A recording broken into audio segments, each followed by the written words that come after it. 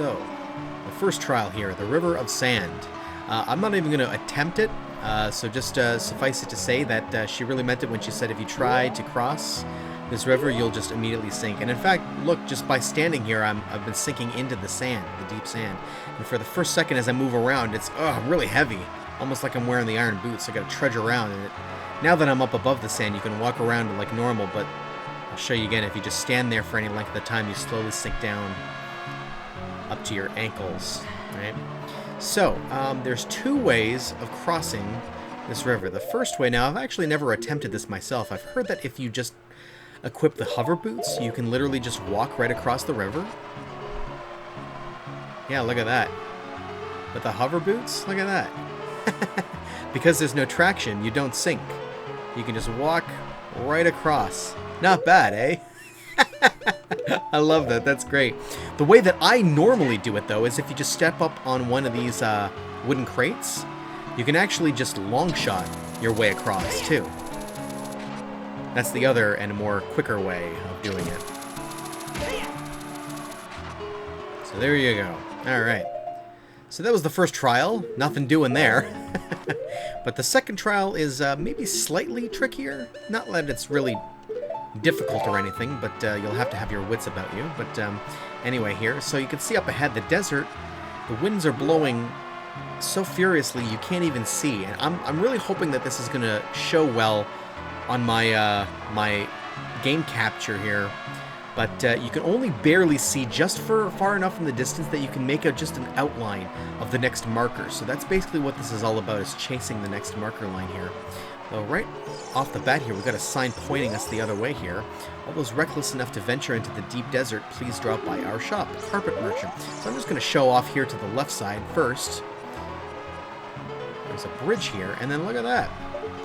This weird hippie-looking guy on a floating flying carpet.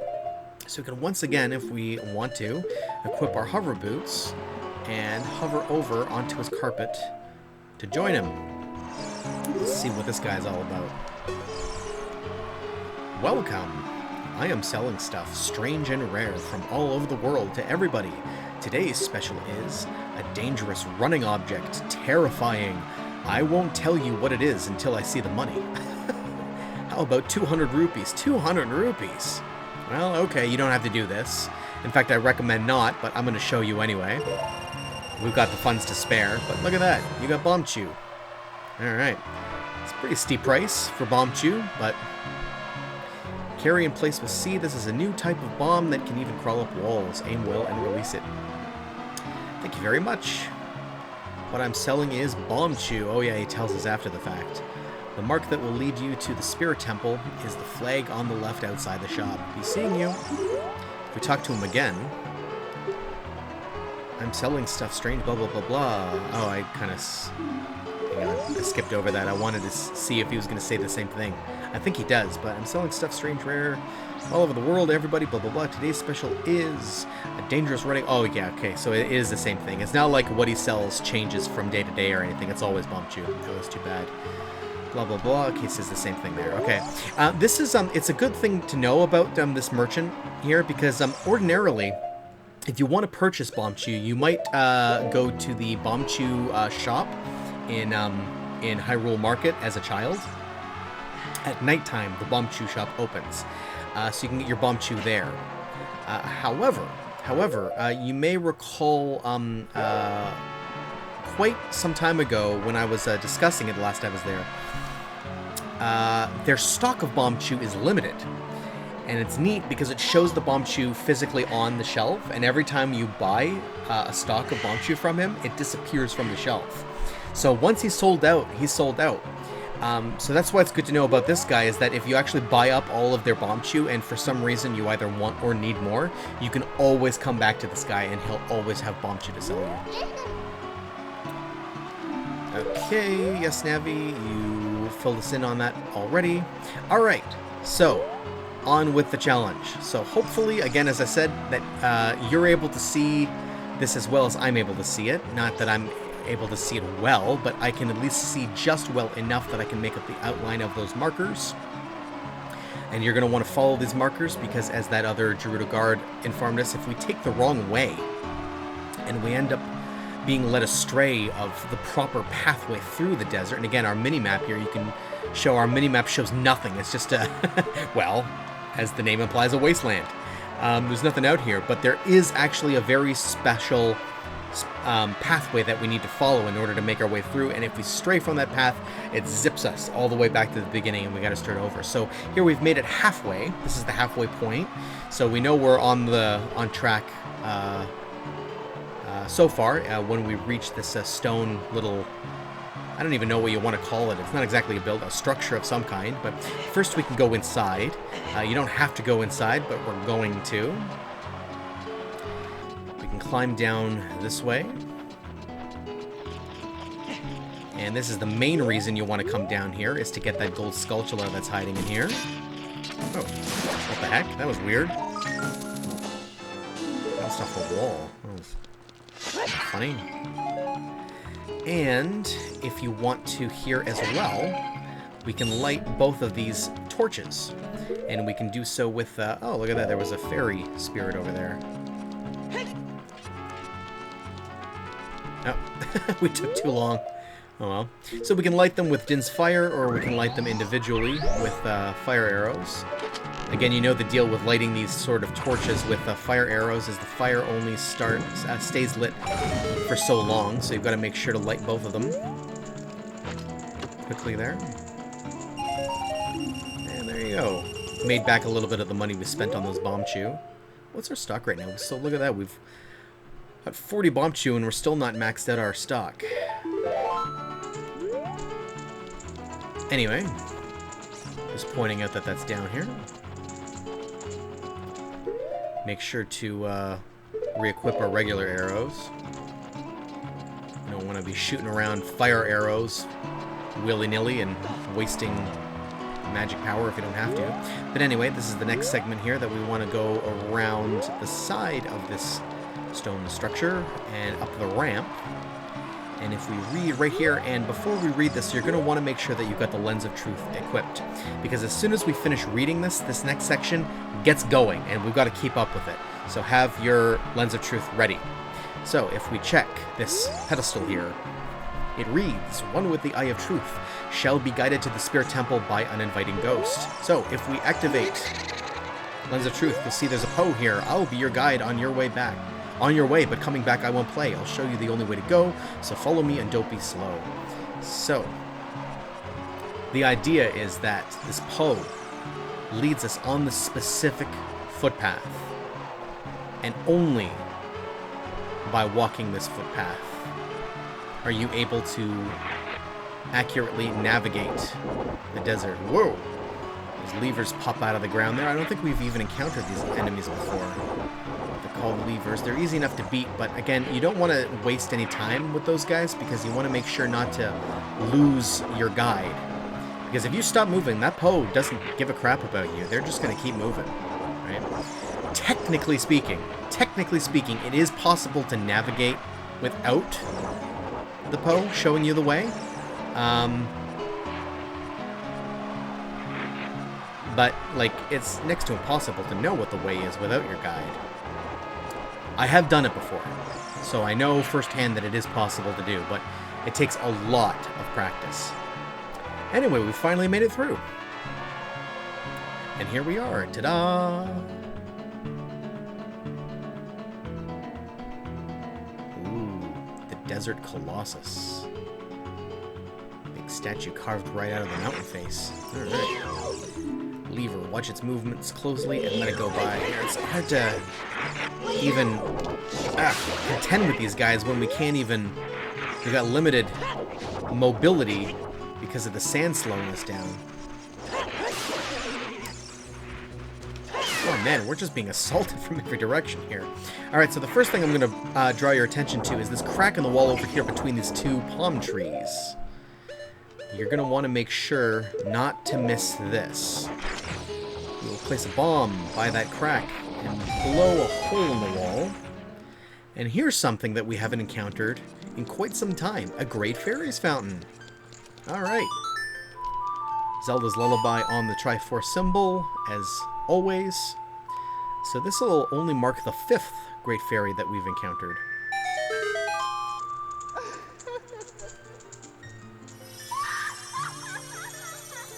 And this one is definitely worth it. Not necessary, but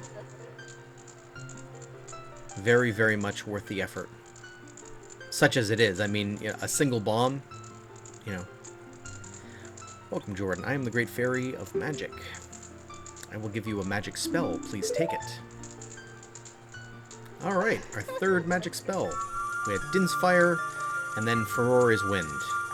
Now we add the third and final one to our arsenal. And this is a good one. You got Nayru's Love.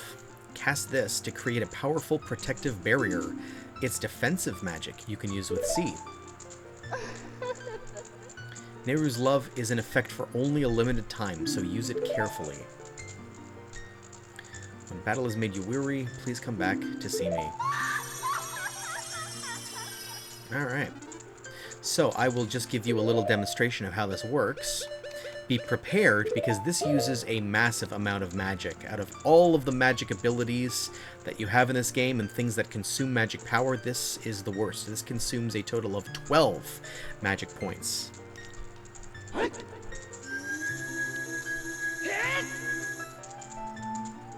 at that. Get a nice defensive... And look how much magic that took off of us.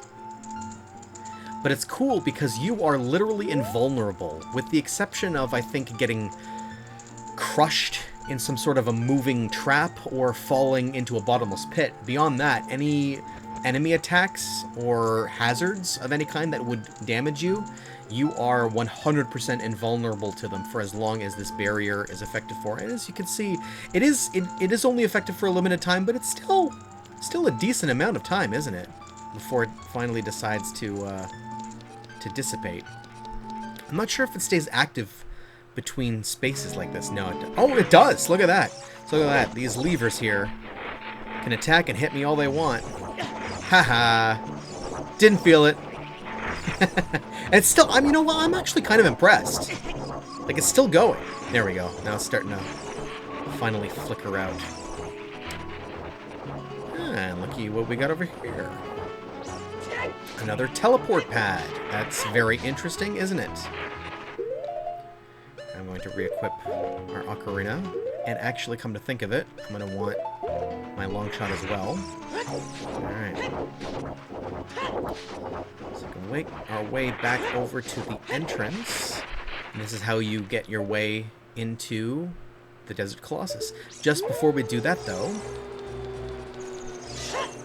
first, we're going to make our way over this way. Take advantage of the fact that it is now nighttime. You'll be able to see there are some more palm trees over on this side of the area.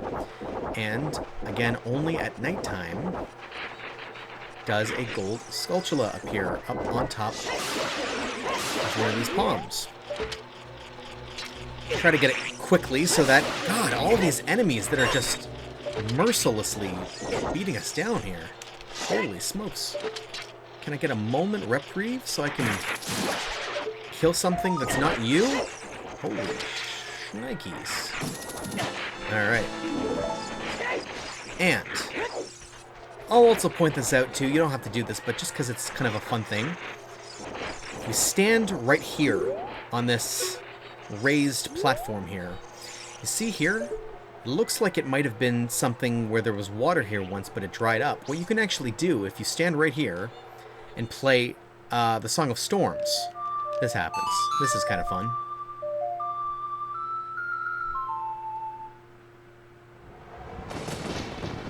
It refills. And why do you care about that? Because... Whoa! Look at that! Do it yourself, make your own fairies fountain. Not bad, eh? Now, as it happens, we weren't hurting for fairies, but... Anyway. It is there, should you be in need of fairies. Alright. Now that it's daytime again, we can make our way. Oh. Yeah, look at that. There's that whole stretch right up the middle, and there's nothing really of note in that whole area. Anyway. We're now about to enter the Desert Colossus, which, interestingly, actually turns out to be the game's next dungeon.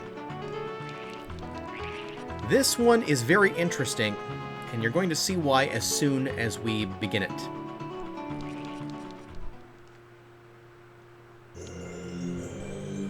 The Spirit Temple. Well, wasn't expecting that. I thought this was Gerudo's, or the Desert Colossus. We were told by that Gerudo thief that this was Nibiru's headquarters, so she makes the temple itself her headquarters. Now, see, I'm just going to point this out. First, those two pots that are sitting there, those are possessed pots, so be ready with your shield as you approach. Just let them smash off of you harmlessly, but, look here. The big,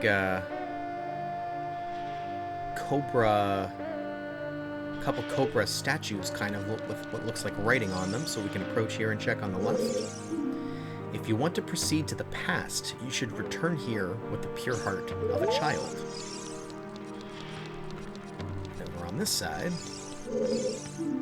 if you want to travel to the future, you should return here with the power of silver from the past.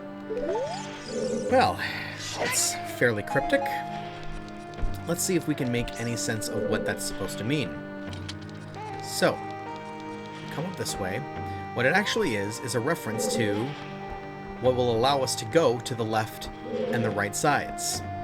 You can see right off the bat, we can't go anywhere because to the left here is this hole that's too small for us to get through. We could only manage to get there, through there, if we were a child and small enough to crawl. But as an adult, it's too big. Over to the right side here, there's this huge block, and it shows that the action icon changes to grab. So we can actually grab this block the way that we would a smaller block, but if we try to push or pull, it's just too much for us. It's just way too big. We're not strong enough. So what's the deal with that? We entered this dungeon and we can't even go anywhere or do anything. So I guess there's nothing for us to do but leave.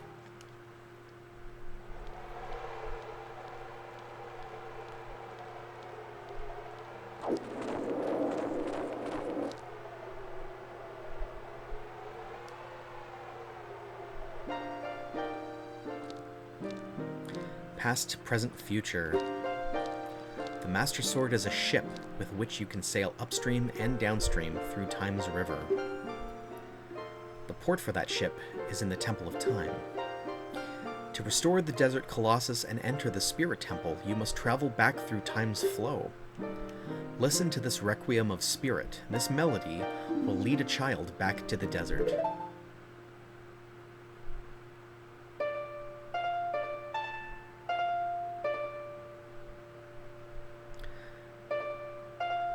And here we go. The final song that we have yet to learn in the game.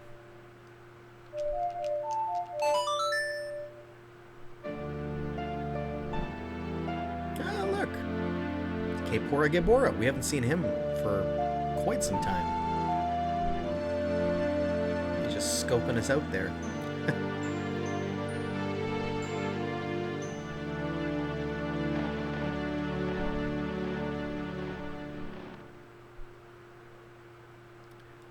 You have learned the Requiem of Spirit.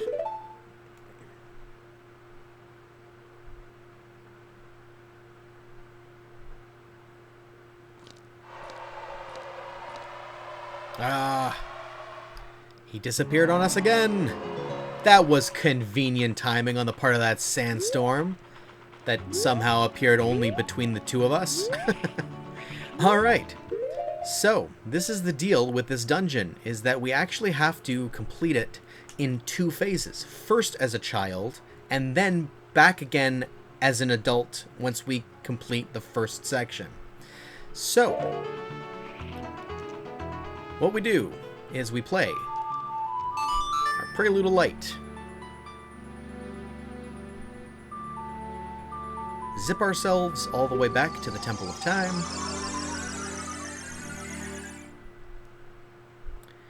And we've already done this once before, when we wanted to return to underneath the well in Kekruka Village as a child, so that we could obtain the Lens of Truth.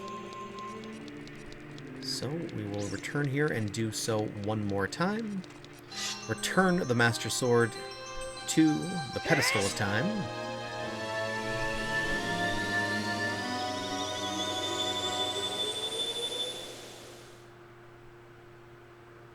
Alright, and now we return to the Desert Colossus. Now what's interesting about that is you'll remember that as a child, when you go into Gerudo Valley, the bridge is actually still intact, but then when you try to cross the bridge, it's being blocked by thieves and they don't let you through. So ordinarily, there would be no way for us as a child to be able to get to the Desert Colossus, except for the fact that Sheik just taught us this handy final song. Look at that, completes out our quest status subscreen. That's awesome. The Requiem of Spirit. So we can just play that song now. And zip instantaneously right back to where we just were.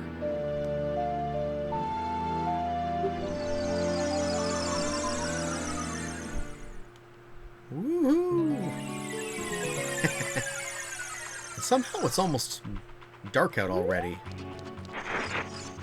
I wonder if it, like, saved the time of day that it was the last time that we were a child, and that's how it chooses to reload what time we were at. But anyway, we're back here again. Just before we re-enter, we should point out something interesting here, is that this is also the location of the game's 10th and final beanbed location.